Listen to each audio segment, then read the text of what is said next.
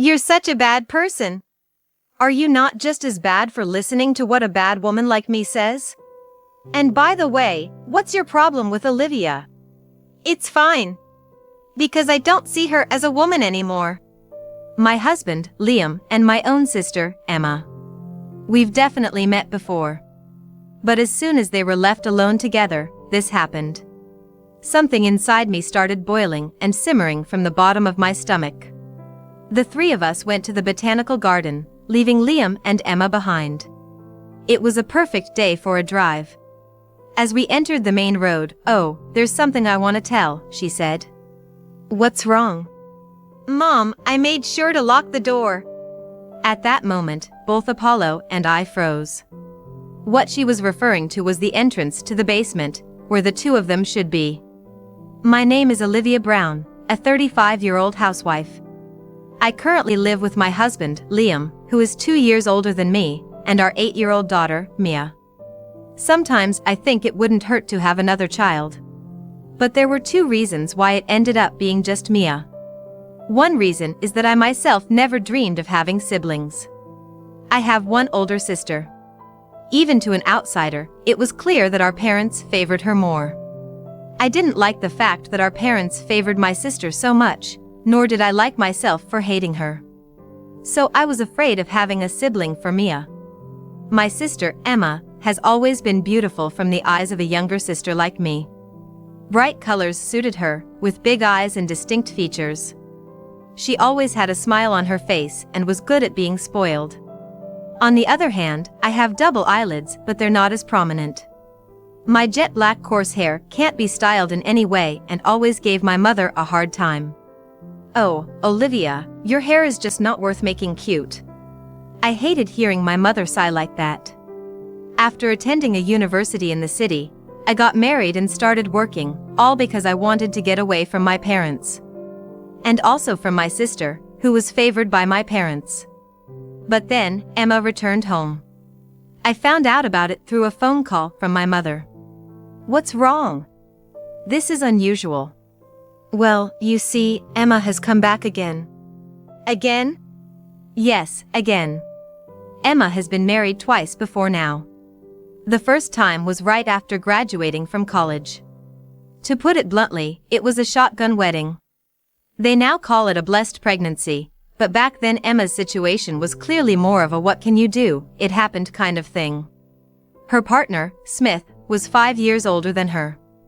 They met through a group blind date, and Emma, being proactive, pushed and pushed until they got married before she started working, as she found out she was pregnant. Smith was considered a good marriage partner by both sets of parents at the time. Their parents thought they got a beautiful daughter-in-law. However, Emma reveals her true nature quickly. Within less than 5 years, Emma, who had been getting her parents to buy her anything, continued her extravagant habits there. Emma had been using up the savings that she had set aside for her future home, causing Smith to lose trust in her and ask for a divorce. However, at that time, their son, Apollo, was still small, so custody went to Emma. Smith was incredibly frustrated by this. "But she had a pretty long relationship with the next husband." "What do you mean?" "Well, you see, she cheated on him." Her mother's voice was heavy. Just a year after divorcing Smith, Emma quickly found a new partner and remarried.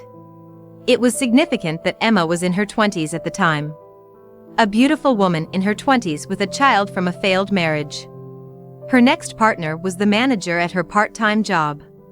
Her appearance and charm were still quite influential. And with their marriage, she quit her part-time job out of concern for appearances.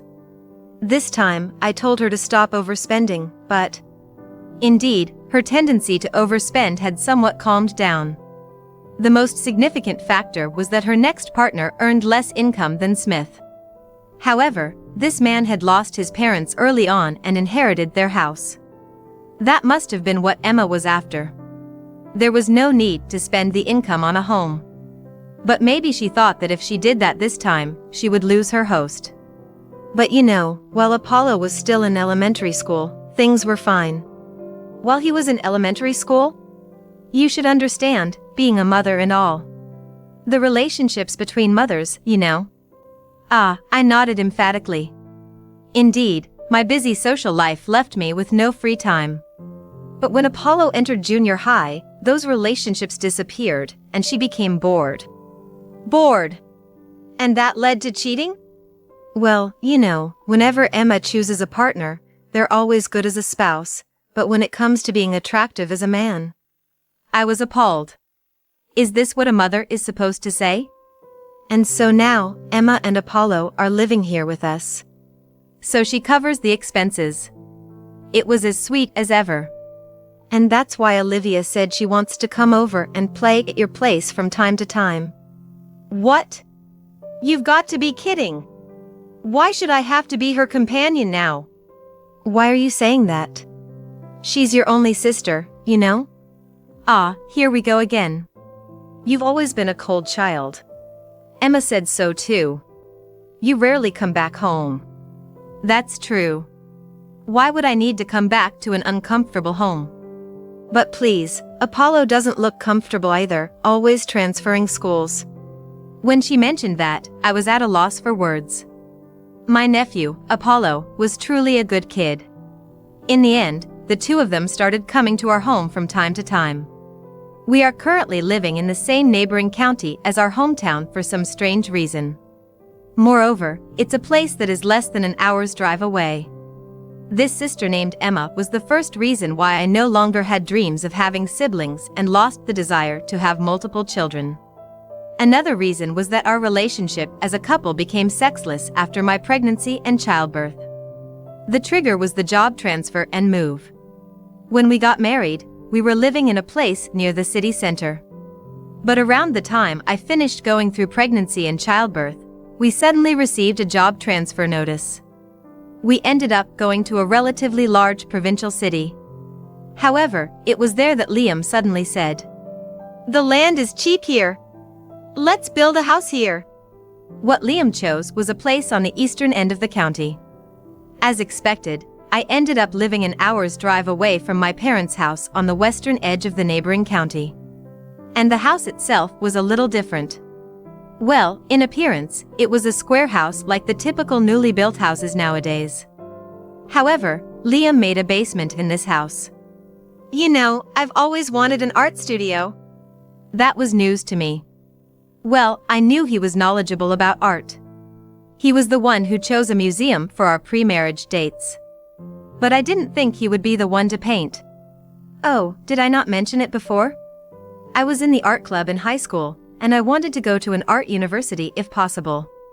However, it seemed that it was impossible for Liam's family to afford the expensive entrance exam fees and costs of attending an art university.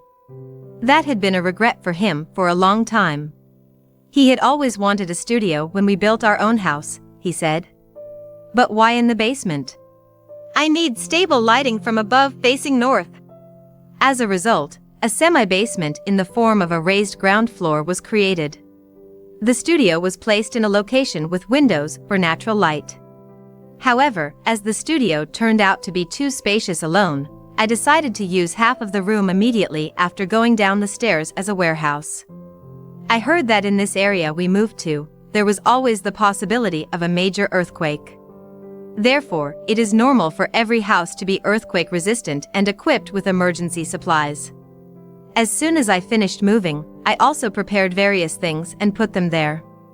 In addition, I also used it as a storage space for outdoor equipment that I used occasionally and for making fruit liqueur and pickles, which were my hobbies. The inner door of the studio is a sturdy door with locks from both the outside and the inside. Once locked from the inside, it became Liam's dream place. On the other hand, the entrance to the warehouse has a simple, really simple latch. Since the inner door was solid, I didn't put much emphasis on the warehouse door. In the midst of all this, Liam started spending all his free time in the basement. Hey, Mom, Dad doesn't play with me much since we moved here. I couldn't help but sigh at Mia's lonely words. At first, it was still okay since it was newly built. But gradually, he started bringing in a small refrigerator, spare futon, and a tablet device. Often, the day before his day off, he would stay overnight in the basement and rarely come out except for the toilet and bath on the ground floor. Hey, why don't you take Mia to an amusement park once in a while? Are you trying to take away my only source of enjoyment? I can continue working every day because I can refresh myself like this.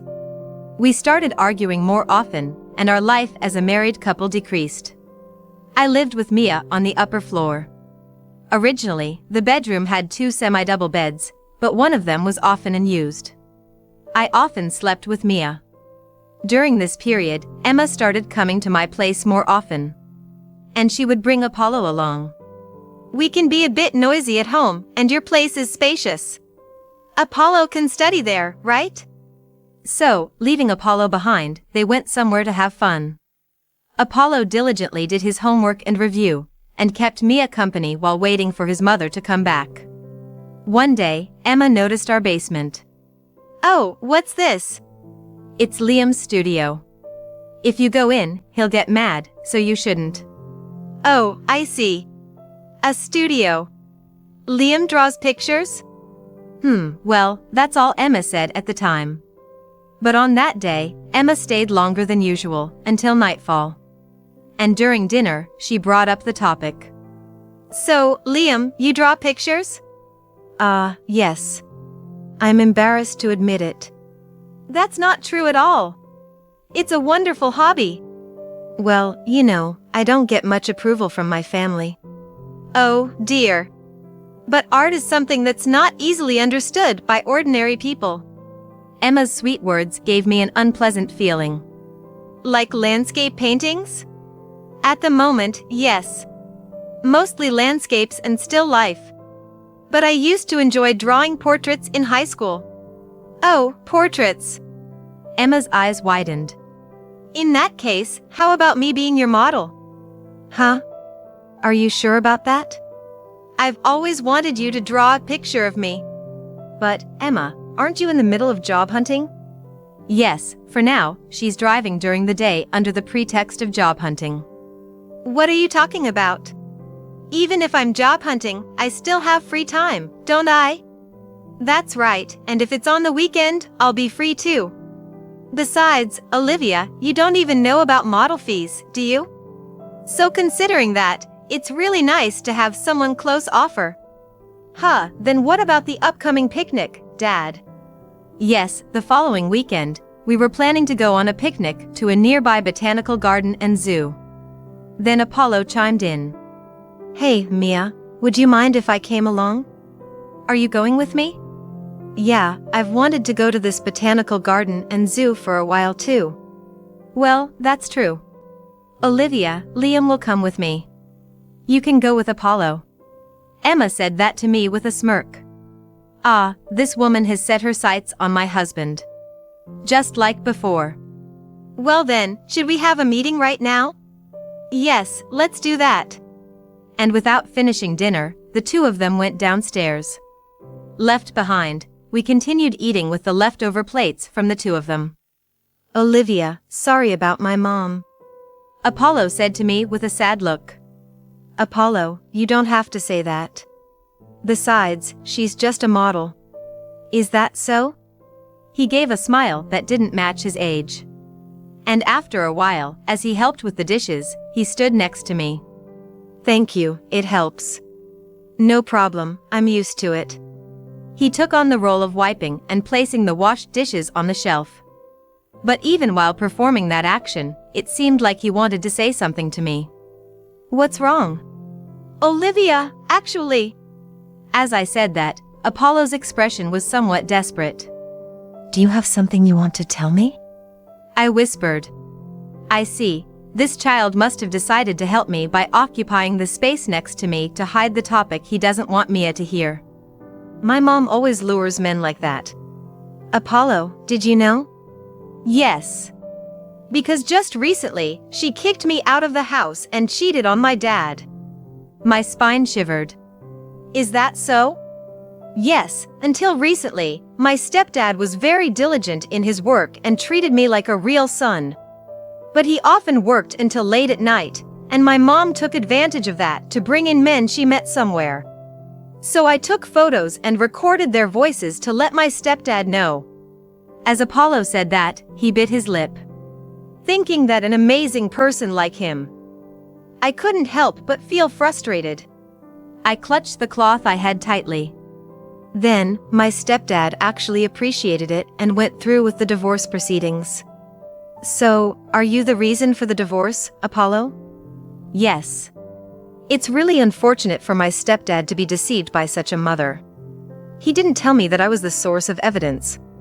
But since he couldn't take me in, he asked me at least not to worsen the situation. Is that so? So why are you telling me this now, Apollo-kun? What do you want me to do? I think it would be good for you to go check downstairs soon.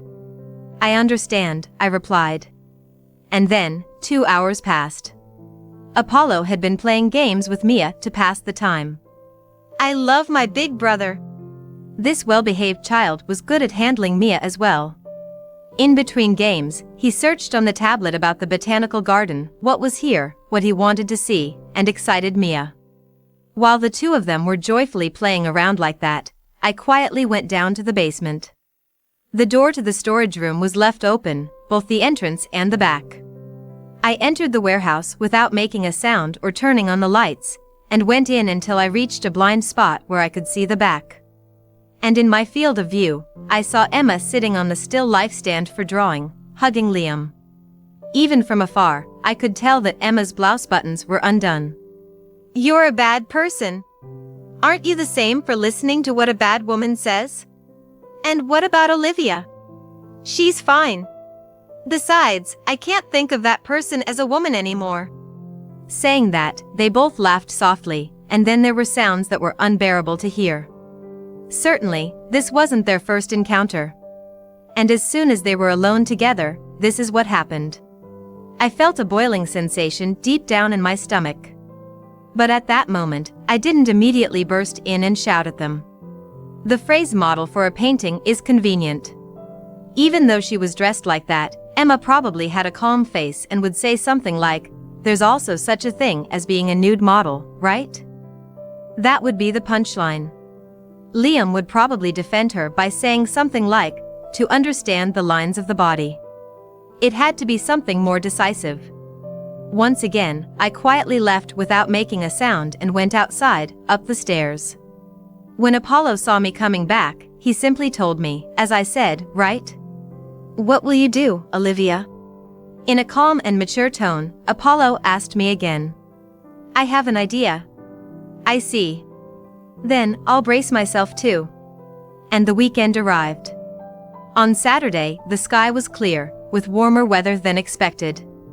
I thought I could have a picnic on the lawn at the botanical garden. So, I was searching for outdoor supplies with Mia in the warehouse. By that time, the door at the back was already closed. Emma, who brought Apollo, quickly went into Liam's studio and closed the door. We don't know what is happening behind that door right now. What do we need? A sheet and, If the wind gets stronger, we should also bring a pop-up tent. Don't forget to include stakes and ropes so it won't fly away. Olivia, is the tent okay? Let's check at the entrance. While having that conversation, we started moving things out. Since both Apollo and I had our hands full, we left the door open. Then, the three of us got in the car and started driving. It was a perfect day for a drive. As we got on the main road, Mia suddenly said, "Oh, that reminds me." "What is it?" "I locked the door, Mom." "What do you mean?" "Because you and your brother had your hands full. It wouldn't be good to leave it open when we go out, right?" At that moment, I and Apollo probably froze. While Mia knew about the studio's existence, she didn't really understand what it was. The studio has always been off limits, with Liam telling me not to touch anything or clean it. That's why during the day, he keeps the inner door locked. But today... "Hey, Mia, why did you lock the door?" Apollo asked Mia. "Well, because the door in the back, which is usually tightly closed, was shaking." "Hey, Mom, aren't you supposed to always lock the back door?" "But I don't know where the key is. So, I thought I could lock it from the outside." "Oh, I see. The door at the back has a proper lock. But the one on the outside is just a latch." So even Mia could lock it. I see, I understand now. I could imagine the situation and felt a smile forming on my face. Then, I said to Mia, "Hey, Mia, after this, let's go and visit your grandpa and grandma on your dad's side." Really? Is it okay? This is the default route. I even have plans to go to my in-laws' house. It's been a while and we can spend the night there. I added that. And the next evening.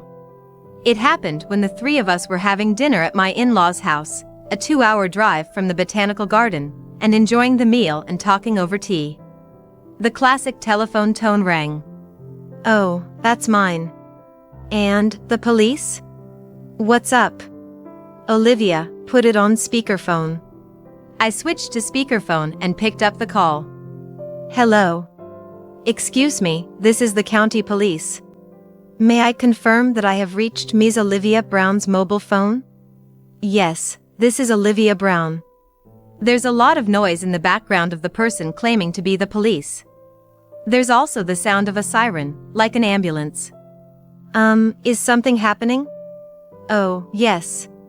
Actually, there have been reports from local residents that they hear the sound of breaking glass and a foul smell coming from the basement in your area." "What?" I exclaimed in surprise. "What the hell happened? I heard that Liam was going to stay there tonight." "Well, yes, but what's going on?" I said to my in-laws. My in-laws are really kind people, and they love their rarely seen granddaughter, Mia, very much. The only thing they complain to me about over the phone is their son, who suddenly built a home far away. Honestly, compared to my own parents, they're much more decent people. They even welcome my nephew, Apollo, with open arms. I asked the police. "So, what exactly happened?" "Well, it seems that Mr. Liam Brown was the one who broke the window." "Oh, could you explain a bit more?" "I'll explain the details as we go along." "Should we play games over there?" "Yeah." Apollo, who understood the situation, took Mia away from there.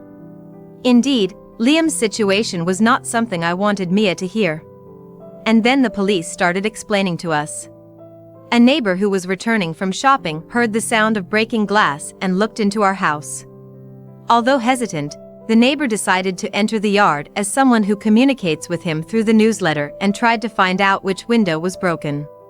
And it turned out to be the basement window, which we usually don't pay attention to. Panicking, the neighbor peeked through the broken window and saw a terrible smell, as well as a naked man and woman huddled up in pain, wrapped in blankets and sheets. The neighbor immediately called the police.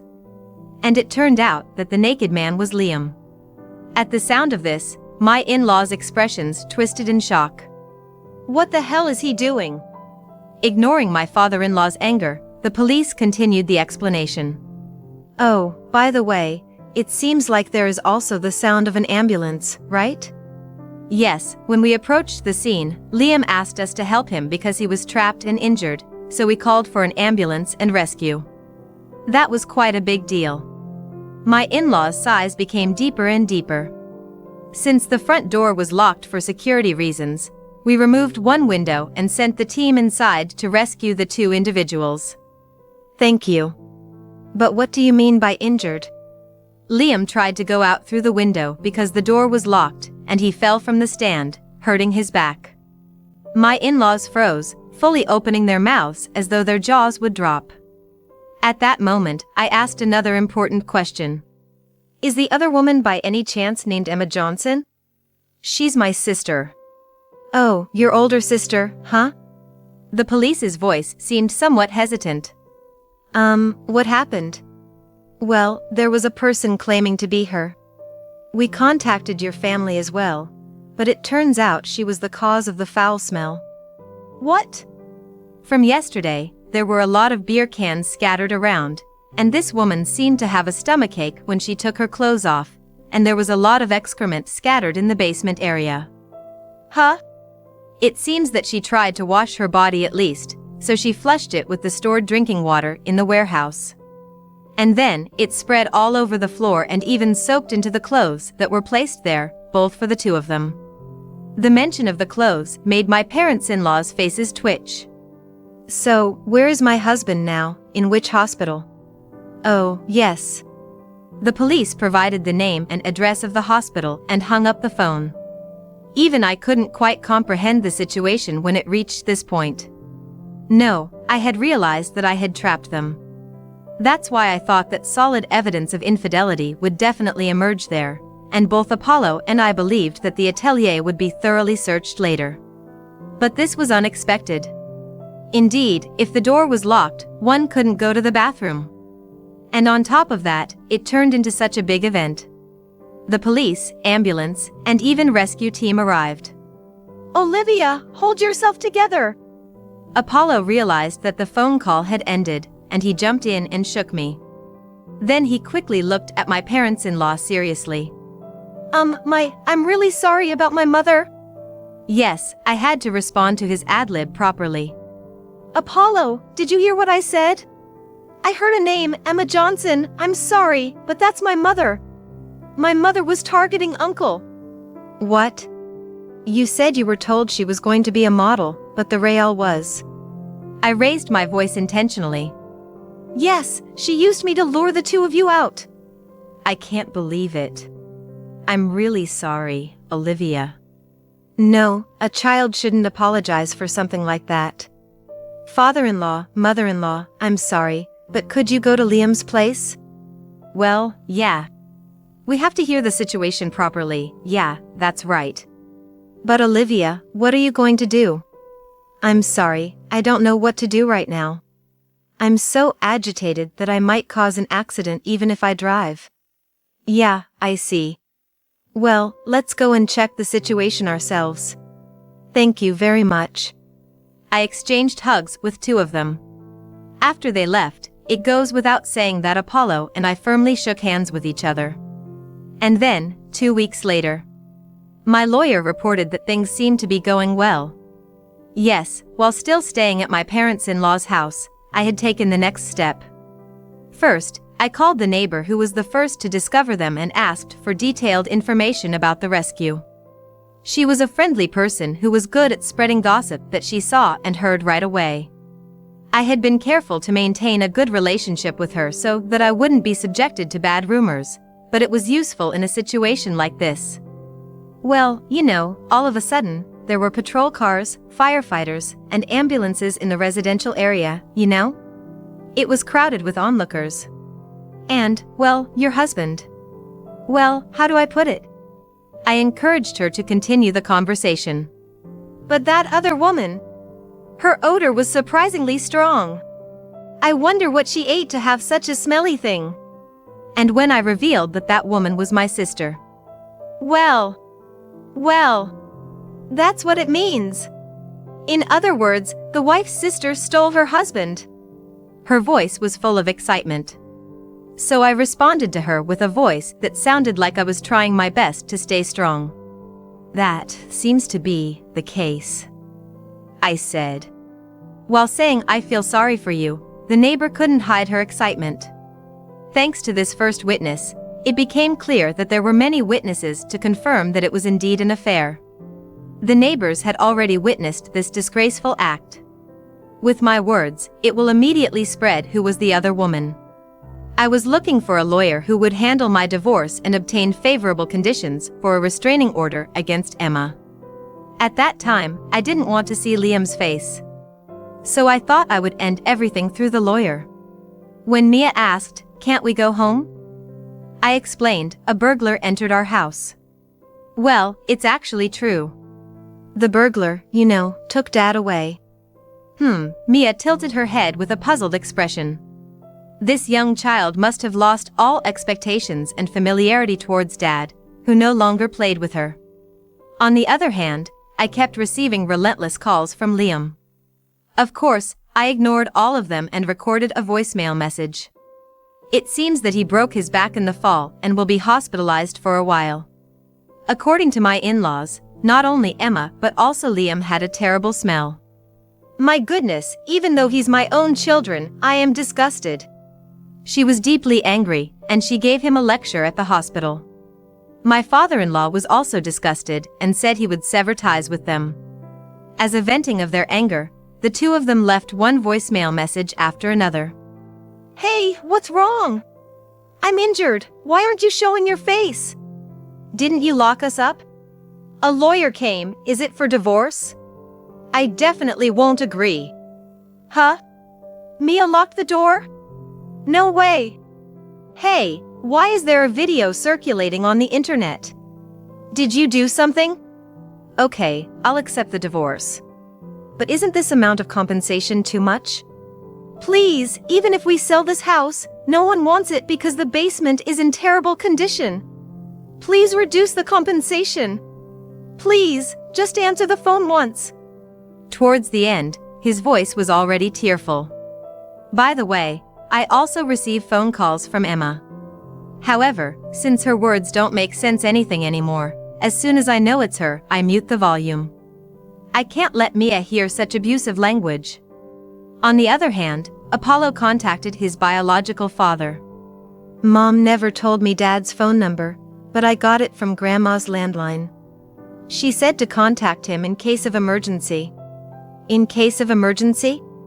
Yeah. Grandma was apparently resentful that Mom couldn't get custody. At that time, there wasn't enough evidence, so I ended up going with Mom. I see. But, with this situation, I think they'll consider that Mom no longer qualifies as a parent. I want it to be that way. Apollo said with determination. It was Mom who decided my name, and I've been teased a lot. Is that so? If starting with I preferred Andrew or something. What, are you going to go to space? I've transferred schools twice, and both times I had the same reaction. I couldn't help but sympathize with Apollo. It's not quite a flashy name, but it's a name that can be made fun of for a transfer student. It used to be famous as a mythology, but now that's probably more prevalent. My father objected to it too, so even with just that, I've always wanted to follow my father. I see. So thank you, Olivia. Thank you for giving me a chance. No, it's the other way around. You know, your mother has always been someone who likes to take things that are mine. Oh, really? Apollo looked up at the sky. But you know, it's not things, it's people. It's not good to get caught up in that either. At least, because you have a proper family, even if you're invited, you have to refuse. If you can't do it, then that person is not good for you. So, I told Apollo. We've both cut off ties with things that aren't good, and it feels refreshing. Now, let's talk about the two of us after that. My divorce was finalized. I successfully obtained custody of Mia, and it was decided that my ex-husband would pay me child support, alimony, and division of property. Although I decided to sell our dream house to cover the costs, it seems like the way the incident occurred in the house and the state of the basement made it difficult to sell at a good price. That's why people say you're stupid. Places like an art studio or study should be created after the kids have grown up. That's what my father-in-law said before cutting ties with Liam. As for my mother-in-law, she went along with her husband, expressing her exasperation at our son complaining that Mia closed the door and locked it. Both of them want to see their grandchild. Since I have been greatly indebted to them, I intend to continue to maintain a relationship with them. On the other hand, Emma and my parents were furious when I demanded alimony from them. But my lawyer said, by the way, Olivia has already gone through the procedure to renounce the inheritance. It seems she wants to cut off all ties with you. If you do anything foolish, she will obtain a restraining order against you. Then, Emma did the unthinkable thing. She attacked my lawyer by grabbing a nearby flower vase.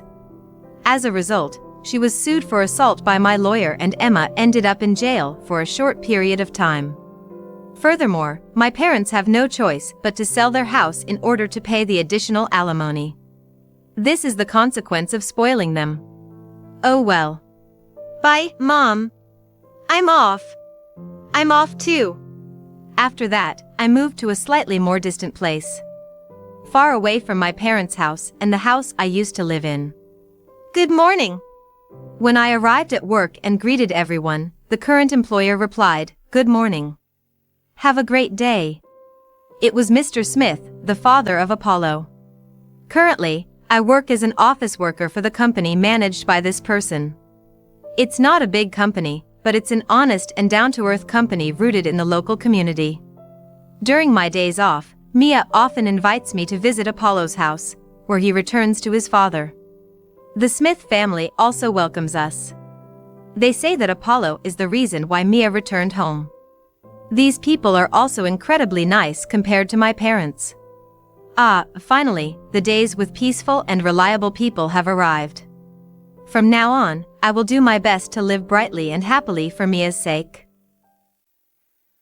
I'm really grateful to my father-in-law. Thanks to him, we're having such a luxurious honeymoon. What do you mean? We used my father-in-law's bank savings. What did you say? When I called my brother and his wife, who didn't show up at Dad's funeral, the sister-in-law blurted out the truth with no hesitation. It was infuriating enough that they skipped helping with the funeral preparations. But to think they also swindled Dad's savings. We were able to travel around Miami in a luxury rental car, stay in fancy hotels, and already spent $30,000. There's still money left, and we plan to enjoy the trip until the very end of the holiday. While I remained silent, the sister-in-law continued to chatter away. Wait a minute. Remembering the balance in my late dad's bank account, I couldn't help but snicker. What's so funny? Are you going crazy because you didn't get a share of the inheritance? It's not that I've gone mad. I bursted out laughing, imagining the surprised faces of my brother and his wife when they find out the truth. My name is Brittany. This is a story of a tumultuous experience I had 10 years ago. At that time, I was a 30-year-old ordinary office worker. My mother had passed away in an accident when I was in my second year of high school. My father, James, was a kind and gentle man who loved my mother dearly. He had no time to grieve, as he organized my mother's funeral and tried his best to reassure us. Your mother is no longer here, but don't worry about anything. I'll take care of everything until you both can stand on your own feet. He said this with a haggard face after the first 7 days of mourning had passed. We had no reliable relatives, and I think these words were also his way of making a commitment. Working hard at his job and household chores, he raised us without remarrying. I respected my father for that, but my younger brother Jamie was different. Jamie, 2 years younger than me, was good-looking and performed well in school. But he was obsessed with material things and money, always acting in his own best interests.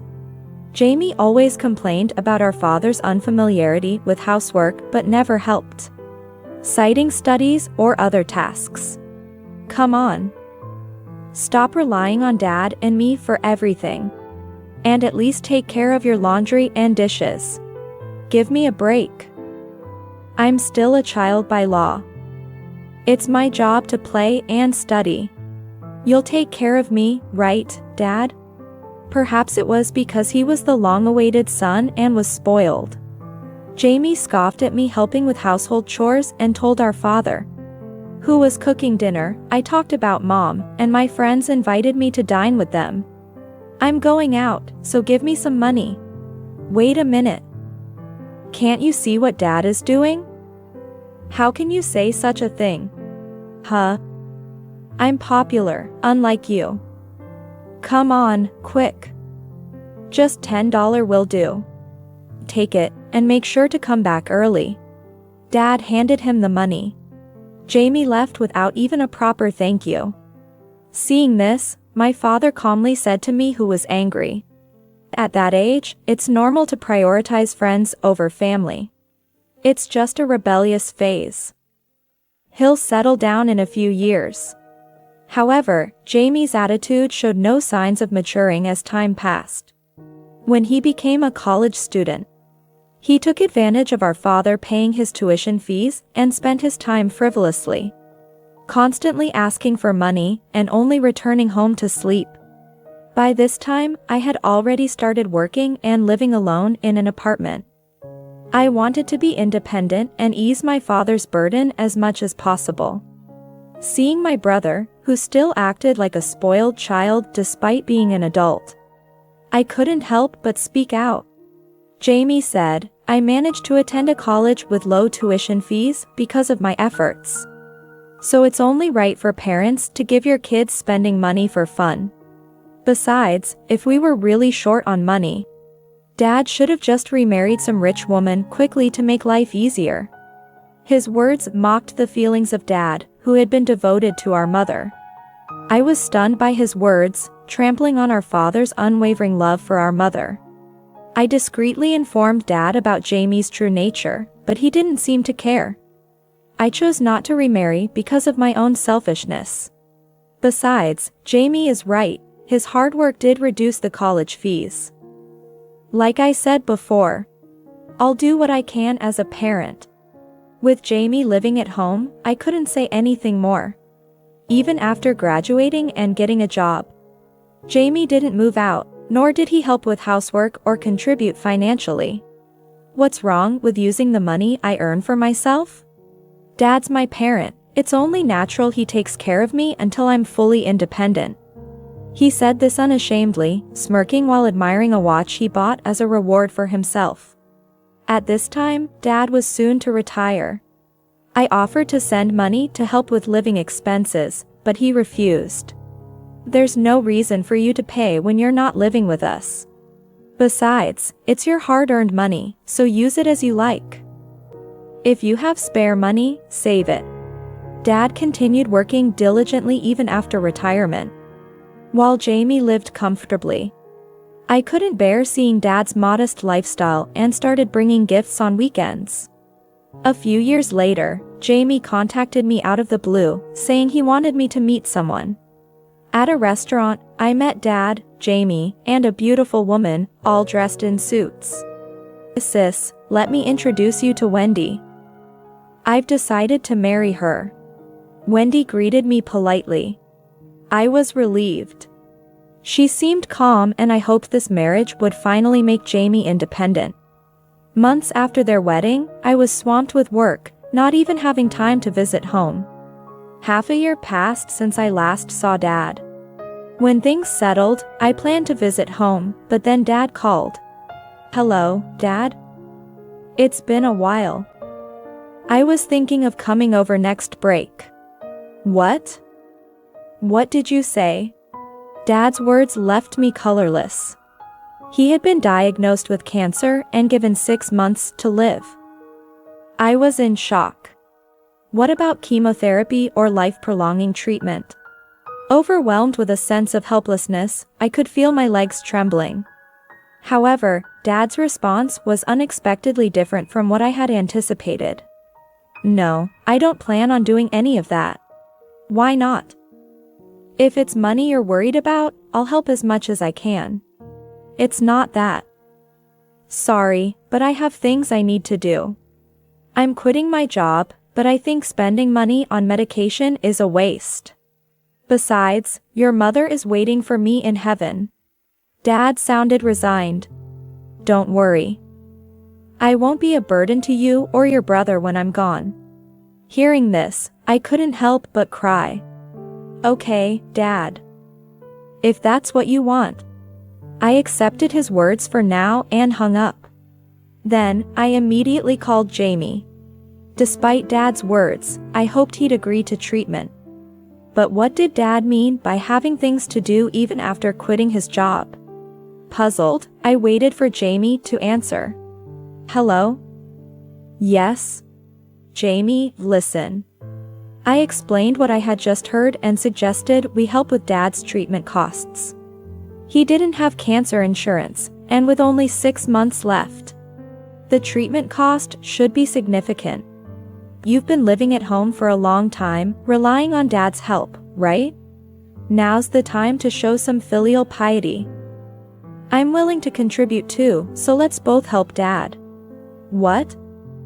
Why? What? I was shocked by my brother's response.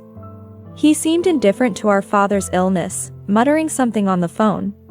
Oh, so Dad has cancer. In half a year, we'll have to be in our new house. I wonder if it'll work out. Wait, what are you talking about? Sis, can Dad still work and take care of the house as usual? That's what Wendy and I are worried about. What are you saying?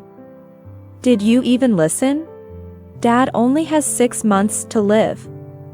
Why are you even concerned about such things? Because we live with Dad. What? To my surprise, Jamie revealed that he and Wendy had moved in with Dad right after their marriage.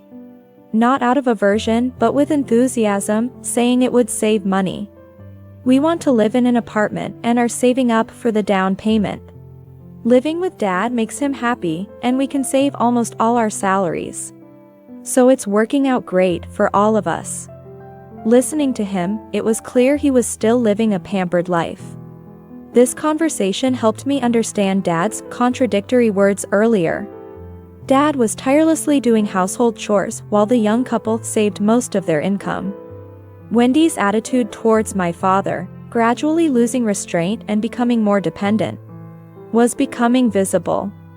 What kind of cohabitation is this? It's more like parasitism. Then all the more reason to give back some of that savings to Dad. It won't hurt you. Why should I? I already told you, our savings are for our own house. Besides, Dad has terminal cancer with metastases all over his body. It's hopeless. Even if he tries treatment, it won't make much difference, and it'll just burden him. Above all, it's a waste of money. A waste. Disappointed by his cold remarks, I continued. This is a serious family matter. Shouldn't children want their parents to live even a day or a second longer? That's just your opinion. Don't push it on me. Anyway, we're not going to waste our money on that. With that clear statement, Jamie hung up the phone, and I, frustrated and angry, threw my cell phone onto the sofa. I couldn't leave Dad with such a brother and his wife. I quickly arranged to cancel my apartment lease and decided to move back home. It would take more time, but I could still commute to work. And if anything happened to Dad, I could respond immediately. More than anything, I wanted to spend as much time as possible with Dad in his remaining days. A month later, when I returned home, the first thing I noticed was the disorderly lifestyle of my brother and his wife. Half-drunk beers, scattered cosmetics, and strewn clothes were everywhere. Dad was slowly picking up after them. As expected, the so-called cohabitation was just Dad supporting 2 grown children. Don't worry about the house. I'll take care of everything. Thank you.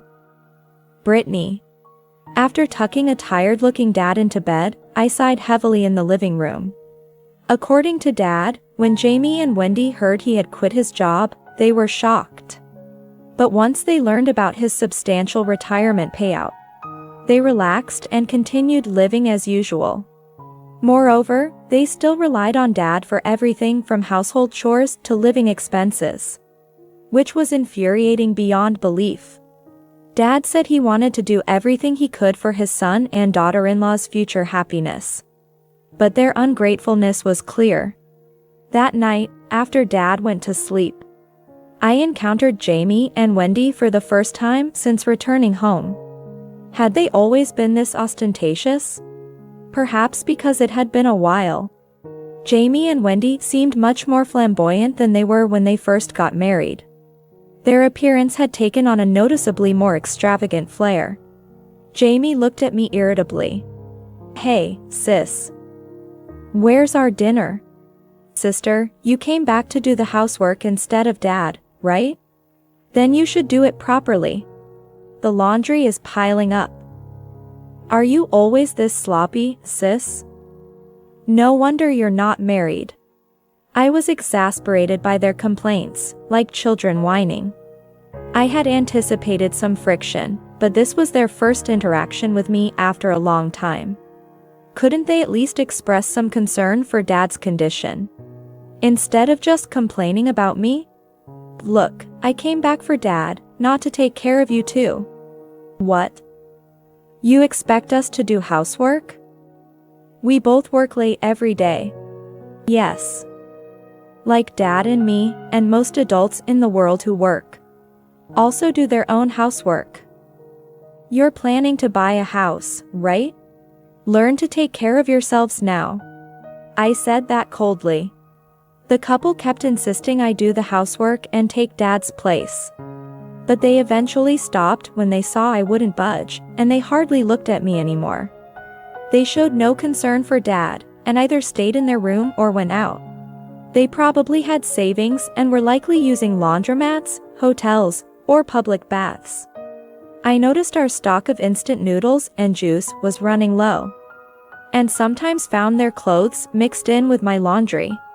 Despite being irritated, I was too busy with work, house chores, and caring for Dad to complain about every little thing. As long as they didn't force their chores on me or Dad, I reluctantly turned a blind eye. What mattered to me was Dad's condition. He was getting weaker every day, spending more time in bed. I did my best to care for him and help with his end-of-life preparations, fulfilling his wishes as much as possible. Dad resisted life-extending treatments and medication until the end. About 6 months later, he lost consciousness, was taken to the hospital, and passed away. Jamie and Wendy didn't show up at the hospital, and I had to inform them of Dad's death over the phone.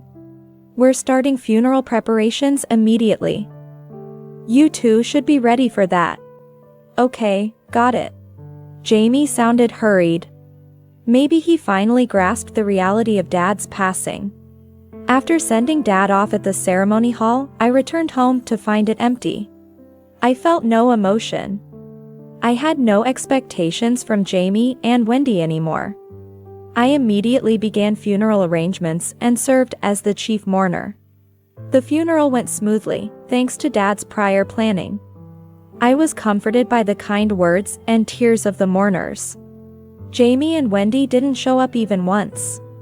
Their absence was astonishing, and I tried to contact them, but their phones went straight to voicemail.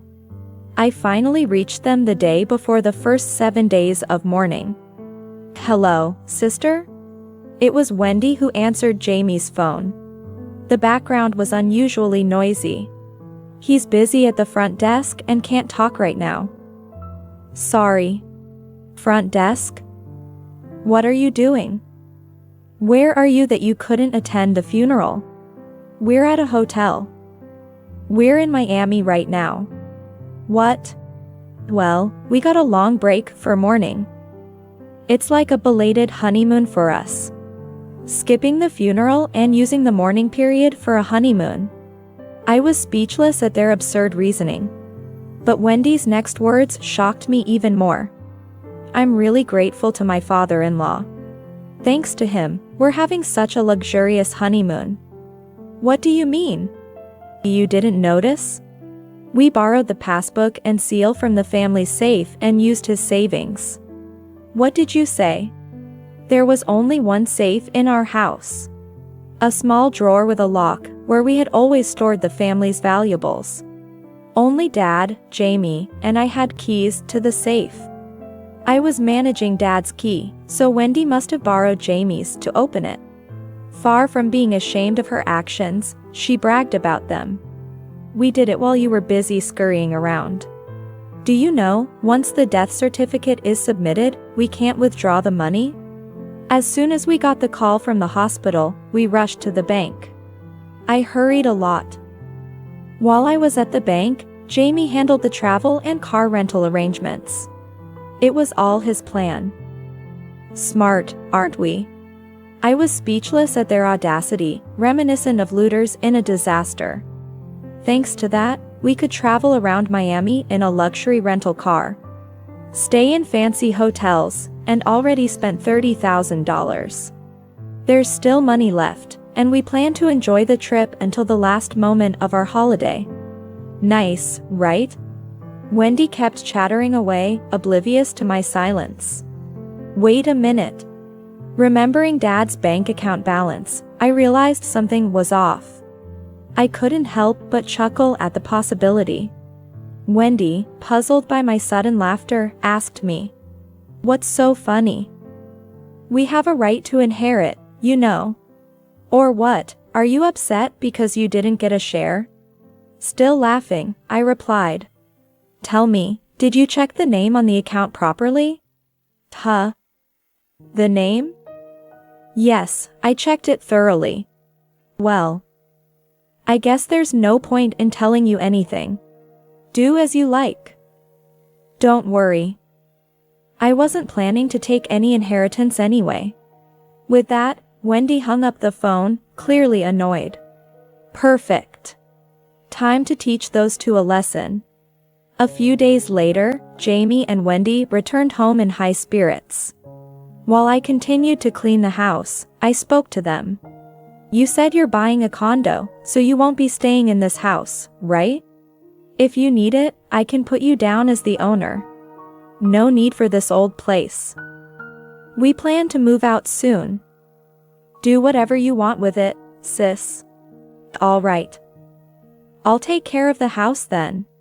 There's probably not much left in the house. That's worth money after Dad's pre-death arrangements.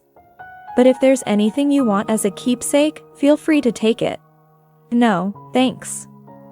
We don't want to bring old stuff to our new place. Wendy said haughtily, then she and Jamie left to look for houses. It suited me fine that they wouldn't help with the cleanup or paperwork. After they decided to buy the condo, I proceeded to let go of the family home. I moved to an apartment closer to my workplace. Soon after, I received a rare call from Jamie. He sounded quite panicked. Sis, did you take my money? My savings, they're almost gone. Just as I thought. I calmly asked him. I wouldn't do that. But when exactly was it withdrawn? Right before our honeymoon. Jamie mumbled the date and time. At that time, I was still at the hospital. It was shortly after the doctor told me Dad had passed away. I was busy with the paperwork for the city office and funeral arrangements. You can check with the hospital if you doubt me. I didn't have time to rest after that either. Perhaps the call was on speaker, as Wendy's surprised voice was faintly heard. What's going on? You didn't accidentally take my passbook instead of Dad's. Just as I thought. Dad's savings were almost empty due to the pre-death arrangements. What? Their baffled voices overlapped. The two, who never helped with Dad's care or pre-death arrangements, wouldn't have known. When Mom passed, we forgot to withdraw the money and the account got frozen. Plus, there wasn't much insurance coverage for the funeral expenses. It was tough. Dad didn't have much savings left because of someone's fault. So we withdrew the remaining for the funeral per Dad's request. Even if Wendy and Jamie took Dad's passbook, there is nothing for them to withdraw as it was empty. Moreover, Dad's name is James Anderson, and my brother's name is Jamie Anderson. In the dim light and a rush, the chance of a mix-up wasn't zero. Wendy angrily confronted me. Sister, that's awful. Why didn't you tell us when you called? Why should I have to tell you? You two used your own savings for a trip, right? There's nothing for me to say. They had even skipped their own father's funeral. I had no reason to be kind to them. What are we going to do now? We can't pay the down payment for the condo tomorrow. Don't ask me. It's all your fault for making such a plan. I could hear them arguing over the phone. If you can't move into the condo, maybe you should look for an apartment for now? Huh? Why should we rent an apartment when we can live in the old house for free? What are you talking about? Jamie's comment made me frown. Exactly. We'll stay there until we save up for the condo. Just pay us $200 a month for maintenance. And you two will be happy to keep the family home, right, sis? These two were beyond help. They were excited as if everything was settled. I had no choice but to confront them with reality. That's not possible. Why not? You live alone and don't you want to help your cute little brother? That's not the issue. The family home is already in the process of being sold. What? The honeymoon and condo. Jamie and Wendy seem to have been too caught up in their own world to notice anything else. I could almost see their bewildered faces. You don't remember? I checked with both of you. You said you didn't need it, so I made the decision. You should leave quickly. Goodbye. Wait. I hung up before Jamie could say more. I couldn't deal with such a clueless couple any longer. I blocked Jamie's and Wendy's numbers. At the end of the month, I visited our family home just to be sure and found that Jamie and Wendy had already moved out. I was relieved to see they had actually left. Subsequently, the sale of our family home was completed, and after a while, the money was transferred to me. It was unavoidable. I had to share it with Jamie. I decided to unblock his contact. Almost as if he had been timing it, Jamie called me right after. Perhaps he had been trying to contact me daily, despite being blocked. The thought of his persistence sent a shiver down my spine. Honestly, I didn't want anything to do with him anymore. But I knew I had to settle the money issue to avoid future complications. I took a deep breath before answering the call. Jamie sounded frantic when he spoke. Finally. Why weren't you answering? I need help. Jamie sounded desperate. We moved into a new apartment because the family home was too big and old. But the rent and utilities are so high, and Wendy doesn't do any household chores. In short, after moving to an apartment hastily, they were struggling. Having always relied on their father, they were clueless about paying bills and doing household chores. Jamie continued to complain and whine. It seems Jamie and Wendy finally realized the extent of their pampered lifestyle. You've finally realized how spoiled you've been living. They had always begged James for money and lived off him to an extreme extent. Suddenly thrown into the real world, they couldn't adapt so easily. But the reason they turned out this way is also partly Dad's responsibility for allowing it. Since there's an inheritance to divide if they're willing to learn, I'll teach them from scratch about housekeeping and managing finances. As I was about to speak, Jamie suddenly addressed me in a wheedling tone. Hey, sis, don't you think it's partly your fault that your cute little brother and his wife ended up like this? I take back what I said earlier. I took a deep breath. They were still trying to shift the blame onto someone else. I mean, as a sister, shouldn't you be helping your struggling brother and sister-in-law with chores or something? Besides, supporting each other as siblings is the best way to honor our parents, right? Let me give you our address. The place is. Jamie continued with his self-centered proposal, not listening to me. What are you talking about? I've always told you to help out. You ignored that, didn't you? I was just a kid back then. Even as an adult, you didn't change. How can you use that as an excuse? And you, who ignored your duties and played around after Mom passed away, continued to rely on Dad. You didn't even attend his funeral when he was suffering the most. Someone like you has no right to speak about filial piety. Jamie fell silent at my words. I answered your call because I was going to distribute the money from the sale of the house to you. Really? That means... His tone brightened, which irritated me. But don't get too excited. After deducting the demolition costs of the house, there wasn't much left.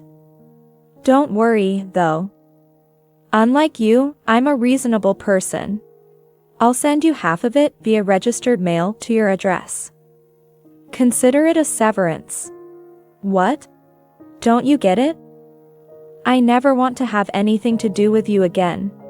You've always seen our family as nothing more than helpers or an ATM. Have you ever done anything for us? Dad's kindness allowed you to ignore my advice. And now you're facing the consequences. But if you don't help me, Wendy and I can't make it on our own. Are you going to abandon your own brother? We're family. What would have happened to Dad if I hadn't come back home? People who prioritize their vacation over their father's funeral and even steal from his account don't deserve to be called family. But Wendy is to blame for that. I do feel bad about Dad. So, how pathetic. Now you're trying to blame your wife to save yourself. Dad thought of us even after being diagnosed with cancer. He liquidated all his assets to cover his funeral expenses. Because of that, there was hardly any inheritance left, but we didn't have to pay a cent. Dad fulfilled his responsibilities as a father until the end. I continued as Jamie lost his words. Also, no matter how much you regret now, the person you should apologize to is no longer in this world. Realize that. After making my point clear, I quietly ended the call. They were the ones who cut ties first. I had no intention of being kind to them or helping them out. So I sent them the money and changed my phone number and moved. Later, I accidentally found out about Jamie's life through social media. They were barely getting by with part-time jobs, using outside dining and laundromats, with their savings rapidly depleting into poverty. As a result of no longer being able to live as freely as before, Jamie and Wendy's relationship became strained. But neither of them could stand on their own, so divorce wasn't an option. Instead of supporting each other, they seemed to be living a life of mutual blame. Their situation worsened to the point where even living in an apartment became a struggle. Longing for their previous luxurious lifestyle, they accumulated debt. And their life became increasingly chaotic. Their social media was filled with posts expressing resentment towards each other and a yearning for lavishness. Meanwhile, I met my husband after moving, got married, and we were blessed with 2 children. 10 years later, we're still happy. We both work, but sharing household chores makes life much easier. I also heard that now you can't withdraw money with just a passbook and seal, which is reassuring.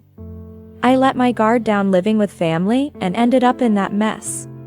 Though I wasn't directly affected, it was because Dad had made preparations to avoid burdening us.